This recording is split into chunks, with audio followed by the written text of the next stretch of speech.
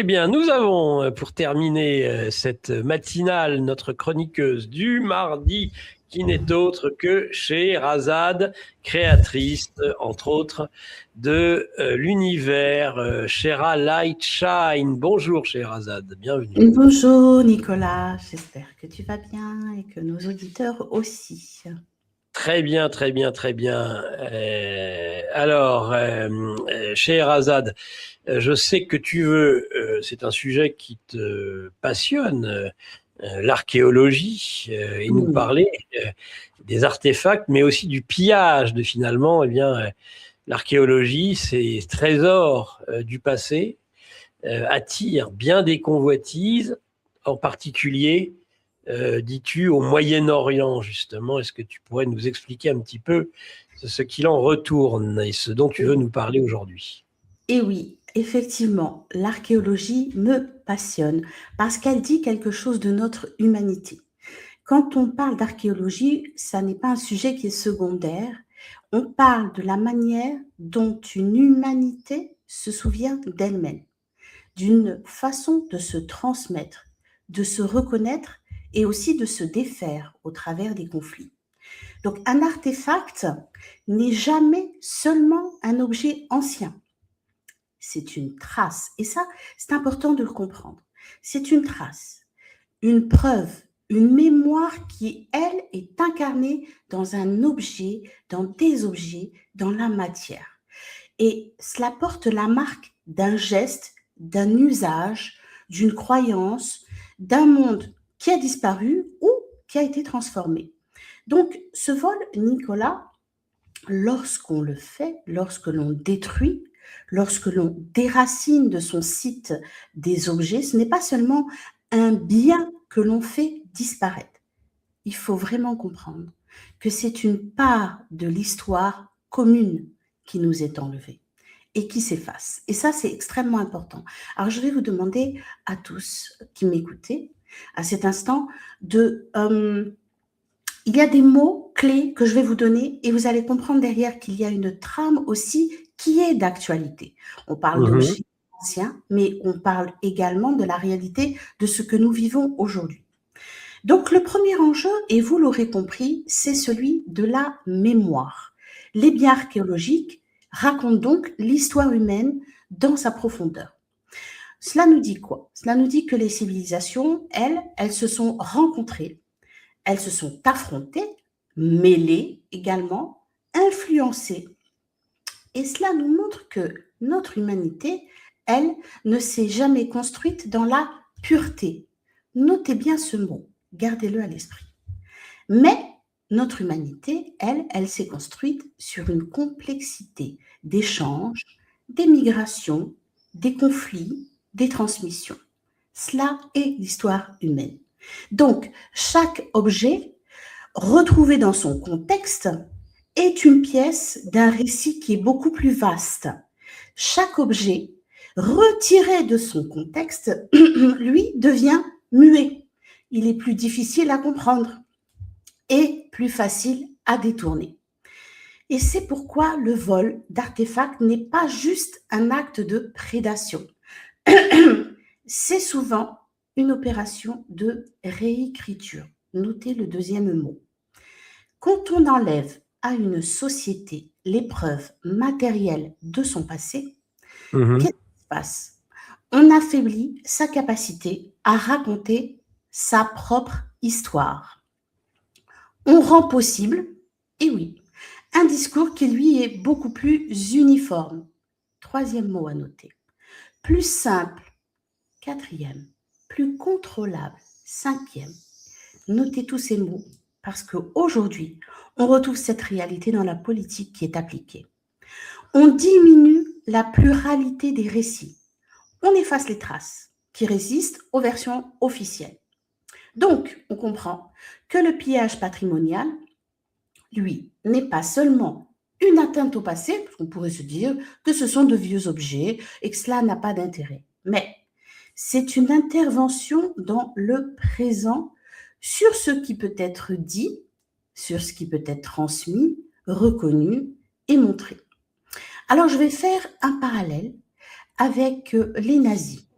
effectivement, puisqu'en cette période, il y a eu beaucoup de spoliations pendant la Seconde Guerre mondiale. Et ce parallèle, lui, il est fondamental. Parce que ce régime-là n'a pas juste volé des œuvres, qui étaient d'ailleurs organisées. Tout l'Europe a été pillée par les nazis et cela a été organisé et voulu. Non seulement ce ne sont pas que des œuvres qui ont été volées, mais des collections, mais cela a été organisé de telle façon qu'il y a eu une confiscation systématique, et je dis bien systématique, des biens culturels. Les archives ont été touchées, des bibliothèques ont été pillées, des collections privées ont été également spoliées. Et cette spoliation n'est pas seulement économique. Ne vous fiez pas aux apparences. Elle est surtout politique, elle est surtout idéologique et symbolique. Dans cette logique, le patrimoine devenait un moyen de priver des groupes humains de leurs repères, de leur continuité, de leur dignité historique. Alors, on ne vole pas simplement des objets. À cette époque, ils ne volaient pas simplement des objets. Ils tentaient, derrière, il y avait une volonté politique, ils tentaient de faire disparaître les preuves d'une présence, d'une filiation, d'une place dans l'histoire. Et cette logique-là, aujourd'hui, si vous êtes attentif, elle n'a pas disparu. Aujourd'hui encore, on le voit dans les zones de guerre, le patrimoine est toujours ciblé, parce qu'il est une ressource, parce qu'il est une preuve et parce qu'il est surtout une mémoire. Et le Moyen-Orient, effectivement, illustre particulièrement ce phénomène. Et vous, pourquoi? Tu sais pourquoi, Nicolas? Parce que cette région concentre des strates extraordinaires de l'histoire humaine. Évidemment. La Mésopotamie, la Syrie, Babylone, la Syrie antique, les bibliothèques, les tablettes, les monuments, les musées, les sanctuaires, tous les sites archéologiques, pour la plupart, se concentrent au Moyen-Orient. Et oui. Et quand ces lieux sont pillés ou détruits, alors ça n'est pas simplement une perte locale, c'est une amputation de la mémoire mondiale. Ça se passe ailleurs, mais ça nous impacte aussi. Alors, je parlais de 2 exemples significatifs qui montrent que ce pillage des artefacts suit presque toujours la guerre comme son ombre. C'est automatique. En Irak, lors de l'invasion de 2003, l'effondrement de l'ordre public a permis, malheureusement, le pillage du musée national de Bagdad, avec la disparition de milliers d'objets et d'archives. Et cela n'a pas été juste un cambriolage de musée, d'accord? C'était une atteinte directe à la mémoire d'une des plus anciennes civilisations du monde. Je ne parle même pas du trafic à côté, qui effectivement génère de l'argent, est également injecté dans cette guerre. Mais là, je parle de mémoire, de la mémoire, d'une des mémoires les plus anciennes de la civilisation qui a été pillée. Et quand ce musée, qui lui, revêt vraiment une importance cruciale pour notre humanité, et quand tout cela disparaît, c'est toute une partie du pays d'abord, à raconter sa propre antiquité, à montrer ses racines, à transmettre aux générations futures la matérialité de son histoire. Je parlais d'un deuxième événement aussi qui m'a beaucoup touchée, c'était en Syrie, le drame de Palmyre. Voilà, qui a montré une autre dimension du phénomène. Là, le conflit, il a mêlé destruction militaire, occupation du territoire, propagande et pillage, évidemment, d'objets archéologiques. Donc le site n'a pas seulement été visé parce qu'il était ancien, il a été aussi visé parce qu'il incarnait une mémoire plus vaste que la guerre elle-même et qui impactait même notre monde occidental par son histoire. Et détruire Palmyre, c'était stratégique. C'était frapper un lieu qui reliait la Syrie à l'histoire du monde, parce qu'elle avait aussi son importance dans cette histoire du monde. Et c'est aussi transformer un patrimoine universel en symbole de domination. De cette manière, on dit on domine, on efface et on fait évidemment du trafic. Et le conflit a aussi fait du site à la fois une cible. Quand on regarde ce qui s'est passé, c'est une cible idéologique, un théâtre de violence et une source potentielle de trafic. Alors, ces deux exemples que je vous ai cités montrent une même logique. Quand la guerre fragilise un territoire, elle ouvre un espace où l'artefact devient évidemment vulnérable, parce qu'il est à la fois une preuve, un symbole et une richesse du pays.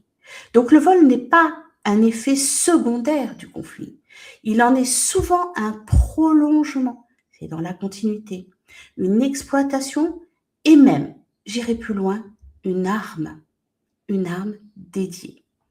Et c'est précisément pour cela que la défense du patrimoine, je sais qu'on parle de vieilles pierres et qu'on pense que ça ne nous touche pas, mais pas du tout. C'est une question qui n'est pas du tout secondaire.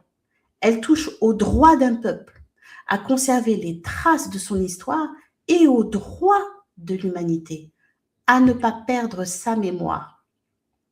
Donc, le Moyen-Orient, lui, oui, il est particulièrement exposé parce qu'il s'y trouve des traces les plus anciennes, comme je le disais, de notre humanité.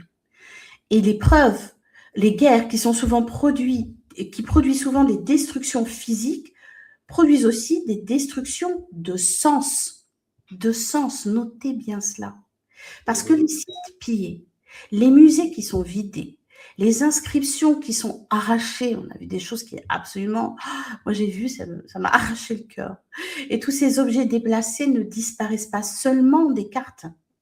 Non, ils ne disparaissent pas seulement des cartes, ils disparaissent aussi des récits transmis aux générations futures. Et avec eux, c'est une part de la compréhension du monde qui s'efface. Et je vais même aller encore plus loin dans l'analyse. Et je vais vous demander de schématiser cela.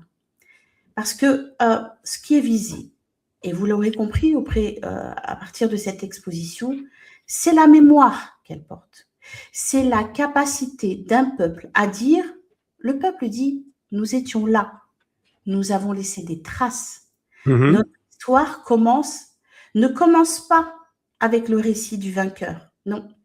Les conquêtes humaines ont toujours cherché à dominer les territoires, à dominer les corps, on ne va pas rentrer dans le sujet de viol, etc., à dominer des familles, à dominer des noms, des filiations, et donc à dominer le récit. Et tout cela a souvent reposé sur des déplacements qui ont été forcés, des violences donc de domination. Il faut comprendre qu'il y a aussi des effacements symboliques. Certains sites, comme ceux que je vous ai cités, ont été stratégiquement choisis. Et aussi, donc, oui, absolument. Et tout ça marque durablement, malheureusement, notre lignée humaine. Il ne faut plus voir les artefacts et les sites archéologiques comme unique histoire d'un pays. Mais il faut comprendre que nous sommes tous liés au travers de l'histoire d'un pays, au travers des guerres qui ont pu se passer, et que tout cela nous relie à ces lieux, collectivement. Et donc, toute cette fragilisation de mémoire impacte la génération qui arrive. Alors, on va aller donc un peu plus loin je vais parler un peu plus de manière métaphorique. Parce que on peut parler d'un appauvrissement du patrimoine vivant, et parce que je considère que c'est quelque chose de vivant de l'humanité. Je ne vais pas parler de génome au sens strict du terme, mais d'un héritage commun de formes, de symboles, de gestes, de récits et de sensibilité. Parce que, en fait, notre humanité, elle ne se transmet pas que par la matière, par les œuvres, par les lieux. Parce que les générations peuvent toucher, voir, contempler et comprendre. Quand cette matière, Nicolas, disparaît, c'est une part de la continuité symbolique qui se défait. Le monde entier devient plus pauvre dans sa capacité à relier les vivants à ce qui les a précédés. Il y a aussi une dimension spirituelle. Et oui, elle est essentielle. Parce que les œuvres, les monuments, tous ces artefacts ne sont pas seulement des sources de savoir, non. Ils sont des lieux de rencontre intérieure. Ils permettent au regard de s'arrêter, à la pensée de se recueillir, à l'âme de se laisser toucher. Qui n'a jamais été touché en regardant une œuvre d'art et transporté? Parce que ça nous parle de quelque chose de nous, de notre histoire intérieure, de notre sensibilité. Et quand il n'y a plus de quoi poser ses yeux, évidemment, quand tous ces sites sont détruits, quand les objets sont dispersés, quand ils sont vendus, eh bien, c'est aussi le beau qui disparaît. C'est une possibilité intérieure qui s'amenuise. On perd des formes capables d'éveiller en nous l'émerveillement, la gratitude, l'humilité, parfois même une forme de silence intérieur devant ce qui nous dépasse. Quand je rentre dans la chapelle Sixtine, mon souffle est coupé. Quelque chose d'autre se vit à cet instant au travers d'une œuvre. Parce que la spiritualité, ça n'est pas juste la religion. Elle est aussi cette capacité humaine d'être saisie par une œuvre, de ressentir au travers d'elle quelque chose de plus ancien, de plus profond, de plus grand que nous, qui nous parle encore. Alors on voit bien, Nicolas, que détruire le patrimoine, c'est donc aussi raréfier les expériences, ces occasions qui nourrissent cette dimension intérieure. C'est réduire nos occasions de contemplation. Mais oui, et ça, c'est bien triste. C'est appauvrir de facto l'âme collective autant que la mémoire historique. Et on comprend que le vol d'artefacts devient un geste de pouvoir total. Il veut contrôler les récits, les preuves, les traces et même nos sensibilités. Cela cherche à rendre une histoire plus lisse qu'elle ne l'a été, plus uniforme, ça fait partie des mots que je vous ai demandé de retenir, qu'elle ne l'est, plus docile qu'elle ne devrait l'être. Il faut remplacer la complexité par un récit, lui, qui est simplifié. Il faut substituer la pluralité des mondes vers une version unique du passé. Quelle tristesse! Et c'est pour cela que le patrimoine, lui, est si politique, parce qu'il contredit les simplifications, parce qu'il rappelle les coexistences, il rappelle les emprunts aussi, les conflits, les mélanges, les résistances. Et le vol d'artefacts, il faut vraiment le comprendre, ça n'est pas un simple acte de prédation. C'est souvent une opération de réécriture. Parce que quand on enlève à la société les preuves matérielles de son passé, on affaiblit sa capacité à raconter sa propre histoire. Oui. Eh bien oui, évidemment, on rend possible un discours plus uniforme, plus simple, plus contrôlable. Et donc, on diminue la pluralité des récits. Et ça, on efface aussi, n'est-ce pas, on efface les traces qui résistent aux versions officielles. Donc, vous voyez bien, vous comprenez que le pillage patrimonial n'est pas seulement une atteinte au passé. Non, c'est une intervention sur le présent, sur ce qui est dit, montré, transmis. Et oui. Alors, je vous avais demandé de noter certains mots sur lesquels je voudrais qu'on revienne. Simplifier, uniforme et mémoire. Alors, simplifier le réel d'abord. Pourquoi? Pour le rendre plus lisible, plus gouvernable, plus immédiatement acceptable.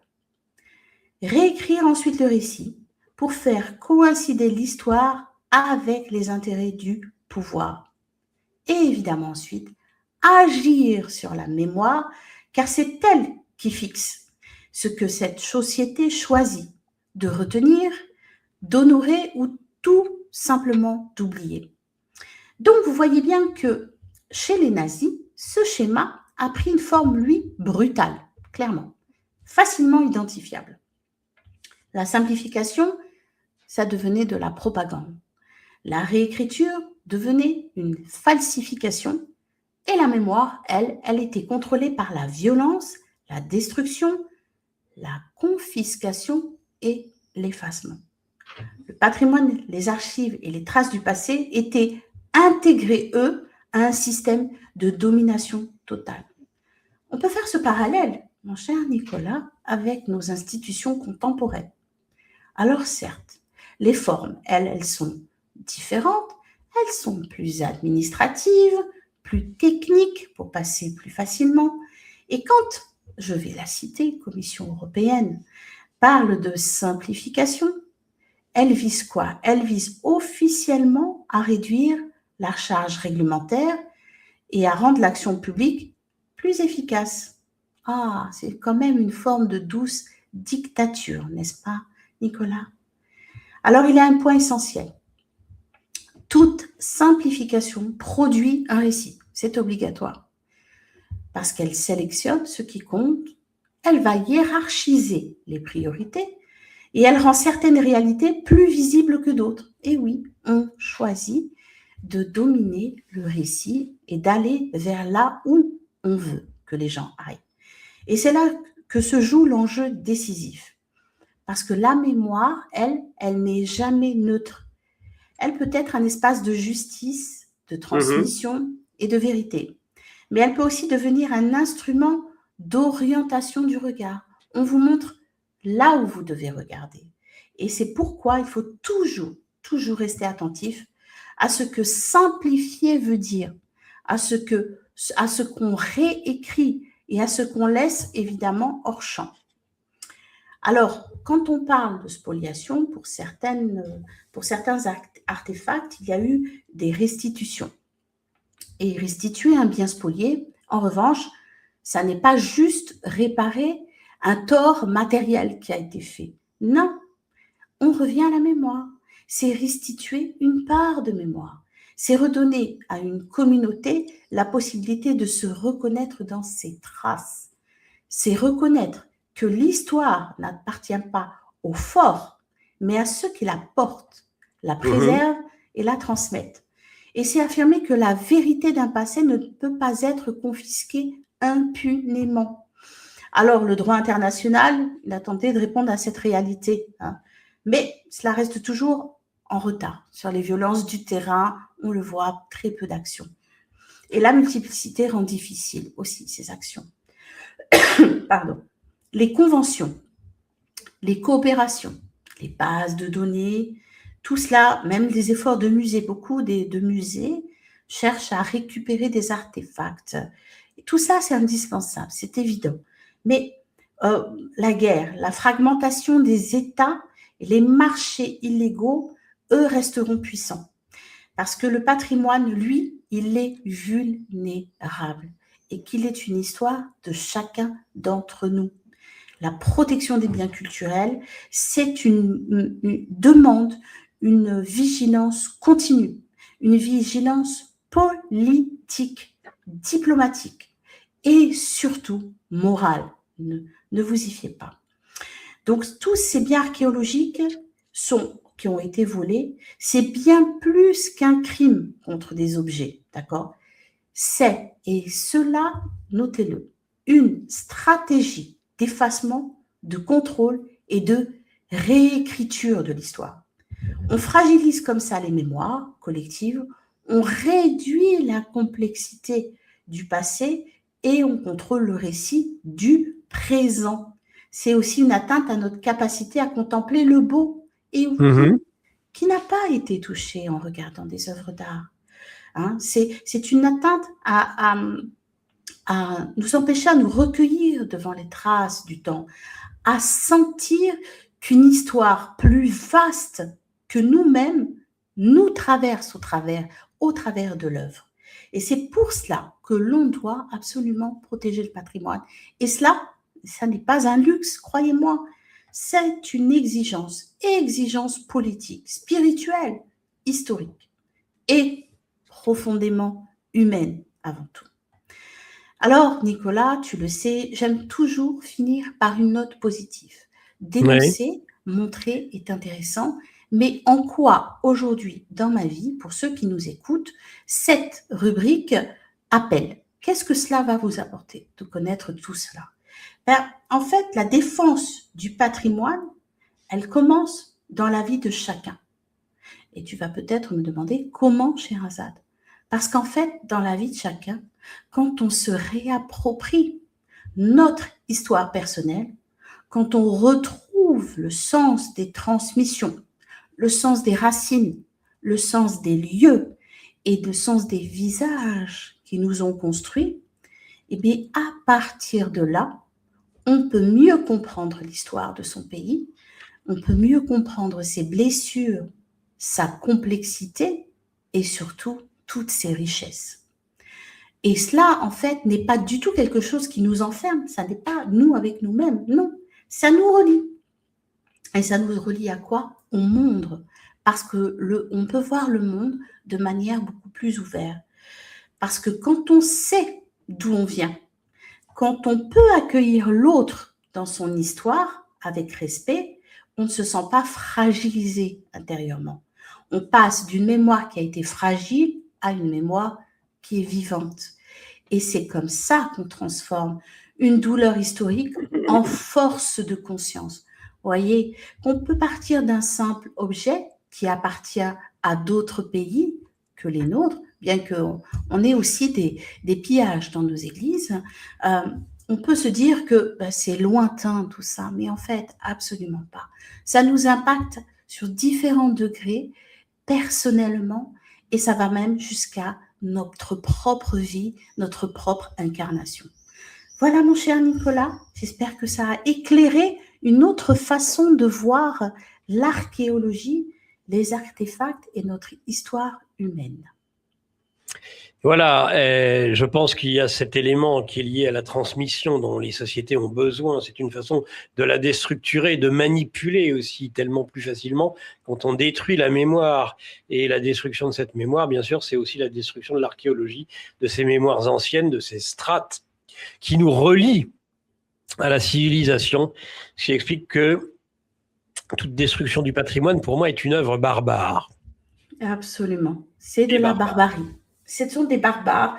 Et quand tu utilises le mot de barbare, j'entends et je comprends que derrière cela, c'est un non-humain qui agit. Parce que son humanité n'est pas touchée par l'histoire commune, n'est pas touchée par l'histoire d'un peuple, n'est pas touchée par simplement même la beauté. Et oui, ce sont des actes de barbarie. Absolument. Très bien. Quelles sont tes actualités, Sherazade? Dis-nous un peu. Alors, mes actualités, je vais bientôt recevoir une invitée spéciale. Je l'annonce en avant-première. Pour un cœur à cœur, il s'agit de Cécile Meichak, qui me fait le plaisir d'un partage cœur à cœur. Et vous allez découvrir aussi un autre aspect de son actualité. Par ailleurs, également, j'ai cette semaine l'émission de À cœur ouvert où Umberto Molinaro parlera des crop circles, entre autres, mais pas seulement. Parlera aussi, et là, ça rejoint un petit peu ce dont je parlais, cette histoire humaine. Donc, il sera aussi avec nous. Et puis, je compte aussi sur votre soutien, et tous ceux qui nous écoutent pour l'interview de Dieudonné que j'avais faite et qui avait été invisibilisée et qui sera mise en ligne cette semaine. Normalement, ça devrait être OK. En tout cas, restez branchés, abonnez-vous en masse pour me soutenir. Rappelle-nous la chaîne, tout ça. Oui, la chaîne, c'est Shera Light Shine TV sur YouTube. Vous me retrouverez également sur Facebook avec mon prénom, Sheherazade, Shera mon diminutif et Shera Lightshine, qui est cet univers que j'ai créé.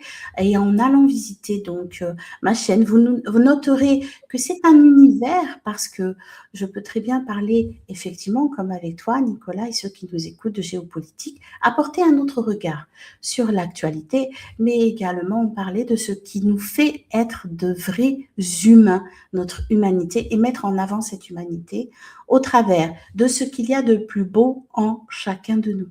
Voilà les émissions cœur à cœur et à cœur ouvert. Voilà mon actualité. Eh ben, merci beaucoup, Sheherazade.